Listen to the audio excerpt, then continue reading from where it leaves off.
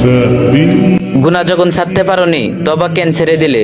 কখনো কি ভেবে দেখেছো আমরা কত সহজে আল্লাহর দরজা যাওয়া বন্ধ করে দেই, শুধু এই ভেবে যে আমি তো বারবার ভুল করি। হয়তো তুমি বারবার ভেরে যাচ্ছ, বারবার একই পাপের আধারে ডুবে যাচ্ছ, কিন্তু শোনো, তোমার হার মানা, তোমার কান্না, তোমার তওবা এগুলো আল্লাহর কাছে কখনোই তুচ্ছ নয়। তুমি পাপ করেছো কিন্তু তওবা করেছো, আবার করেছো, আবার ফিরে এসেছো, কিন্তু আল্লাহ তো বলেন, হে আমার বান্দা, আমার রহমত থেকে নিরাশ হও না। তুমি তওবা বন্ধ করলে তখন শয়তান জিতবে, কারণ তার লক্ষ্য তোমাকে পাপের ভিতরে ফেলা, তার লক্ষ্য তোমার আল্লাহর দরজা থেকে দূরে রাখা। তুমি যতবার ফিরে আসো, আল্লাহ ততবার তোমার জন্য দরজা খুলে দেন। তোমার গুনাহ যত গভীরই হোক, তার রহমত তার চেয়েও গভীর। তুমি পাপ ছেড়ে দিতে পারোনি, সমস্যা নেই, চেষ্টা তো ছেড়ো না, তওবা করো, আবার করো, প্রতিদিন করো।